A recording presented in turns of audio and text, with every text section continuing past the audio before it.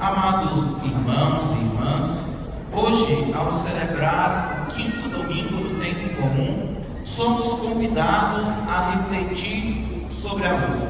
Se há alguns domingos atrás refletíamos que Cristo era a luz do mundo, aquele que ilumina a quem está nas trevas, hoje somos convidados a refletir que também participamos desta luz, que também somos convidados a iluminar o nosso próximo através do bom exemplo, através das boas ações, através das obras de misericórdia.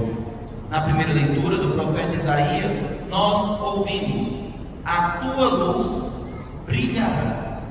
E ao ouvir isso, que a luz brilhará, nós precisamos entender, em primeiro lugar, qual a finalidade da luz. Para que a luz serve? Para que possamos verdadeiramente iluminar e cumprir a finalidade da luz. Então, em um primeiro momento, a luz ela serve para iluminar o caminho que está escuro, para que não tropecemos, iluminar o livro para que possamos ler, iluminar um local que está na penumbra, para que tudo que está ali possa ser revelado. Então, a luz nunca está em função de si mesma, a luz está sempre em função do outro, assim como o cristão, para que nós entendamos que no nosso coração não há espaço para o espírito de mesquinhez, egoísmo, o eu, a minha vontade. O nosso testemunho, as nossas boas obras, as nossas ações estão sempre em função do próximo. Quanto mais cedo nós entendemos que a grande lógica deste mundo é que não é sobre nós, mas sobre o nosso próximo, nós vamos verdadeiramente entender que a nossa vida é doada, a nossa vida é entregue. Por isso que o profeta, na primeira leitura, vai listando as várias boas obras que nós devemos exercitar para que nós possamos iluminar o mundo, os homens, os nossos irmãos, com o nosso testemunho. E depois nós precisamos recordar o que dizem os grandes santos: calem-se as palavras e falem as obras. Às vezes, muitos de nós falamos tão bem, palavras tão bonitas, palavras tão eloquentes, palavras que edificam, palavras que nós ficamos impressionados. Nossa, como esta pessoa fala bem. Mas quando nós vamos ver a vida dela, nós vemos que vive pior que o pagão, que a vida dela não condiz com aquilo que ela fala. Por isso que nós devemos entender que muitas vezes não basta apenas falar, não basta apenas fazer discursos. A nossa vida deve falar sobre Deus, a nossa vida deve dar testemunho de Cristo.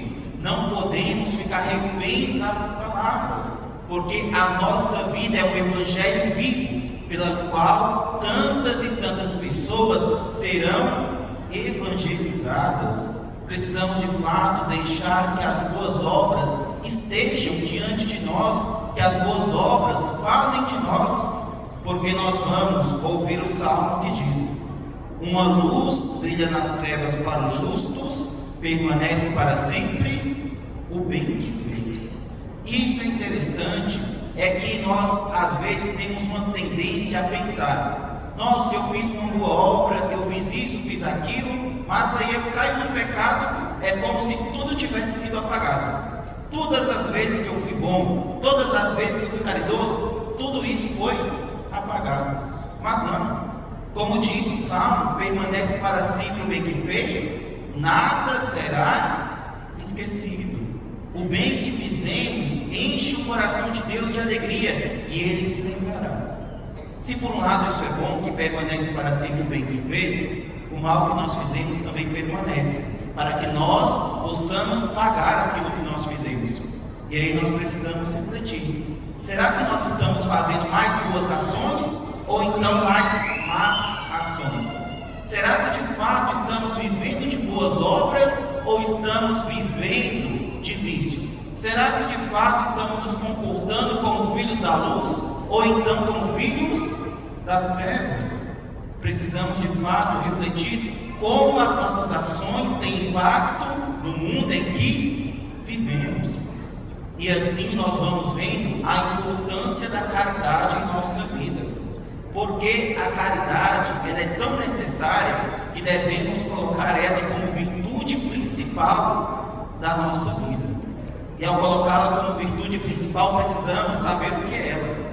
E a caridade não é simplesmente dar dinheiro, dar esmola, dar alimento. Não. A caridade é dar ao outro que é meu. O meu tempo, a minha vida, a minha escuta, o meu carinho, a minha oração. É verdadeiramente sair do meu comodismo para que eu possa entregar ao próximo. Então, nunca esqueçamos, a caridade cobre uma multidão de pecados. Nunca abandonemos a caridade, nunca deixemos de ser caridosos, para que assim possamos dar um testemunho verdadeiramente cristão no meio do mundo. E depois precisamos nos questionar o que a nossa vida diz sobre a nossa fé. Porque professamos a fé aqui todos os domingos, rezamos todos os dias em nossos lares, mas será se a forma como vivemos, a forma como agimos em nosso trabalho, em nossos lares, com os nossos amigos, será que de fato condiz com a nossa fé? Será que de fato condiz com o testemunho cristão que eu quero que as pessoas vejam? Então nós vamos entender que a forma como vivemos apressa o reino de Deus. E por que isso? No Evangelho nós vamos ouvir Jesus dizer que nos últimos tempos será o tempo da grande tribulação. Haverá perseguições, haverá guerras, haverá sofrimentos, haverá calamidades, pestes e tantas coisas. Mas Deus, Ele é tão misericordioso que se nós vivemos a santidade, Ele apressa o reino de Deus.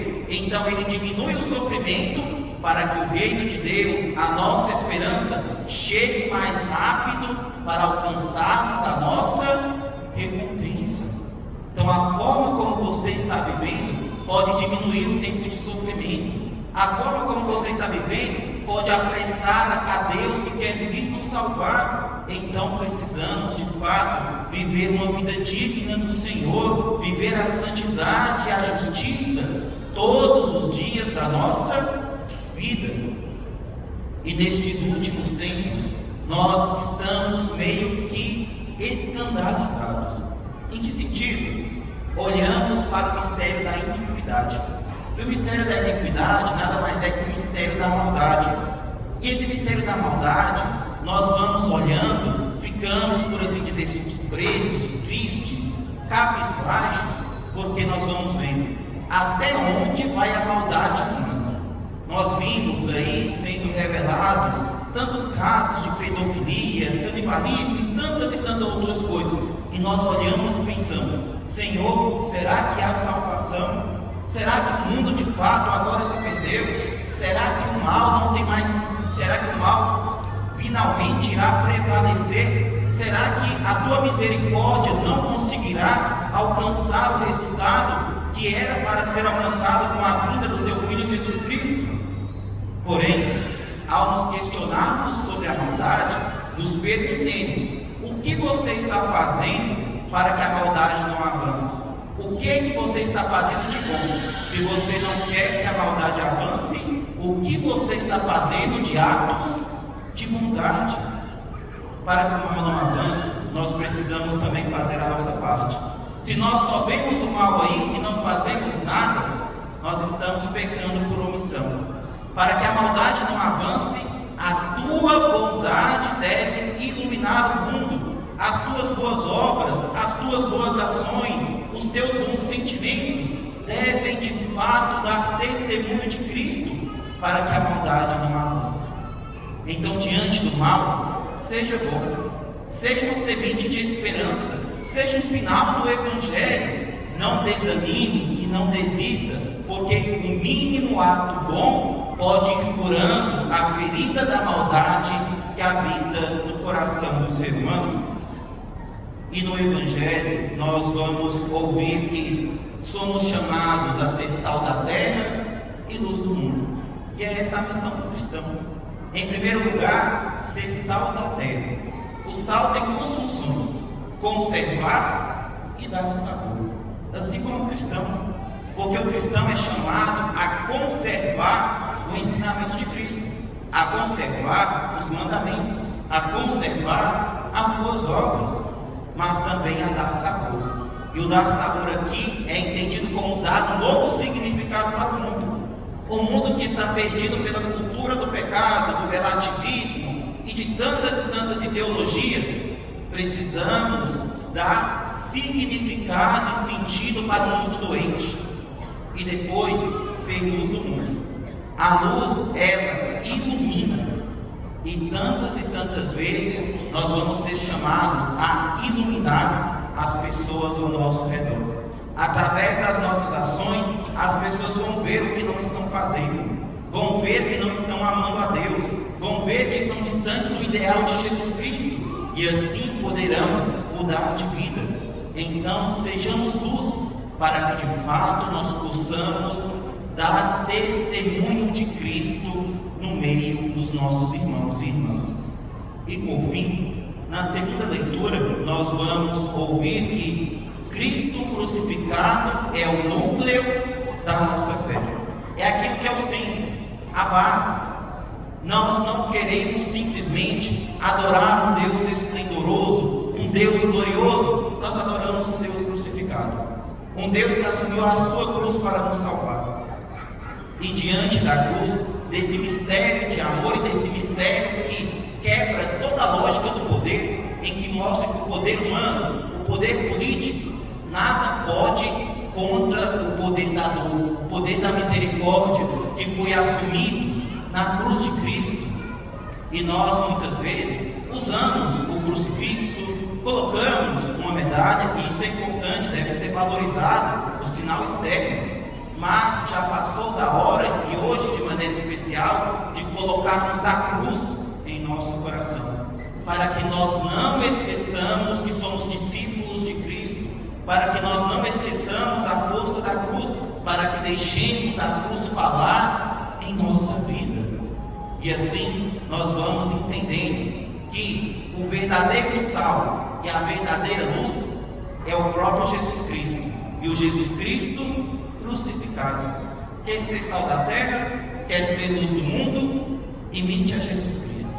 Se nós o imitarmos verdadeiramente, seremos bons cristãos, seremos boas testemunhas, seremos boas pessoas, seremos bons trabalhadores, seremos bons familiares, seremos bons cidadãos, porque é Cristo que verdadeiramente nos anima e nos dá sentido.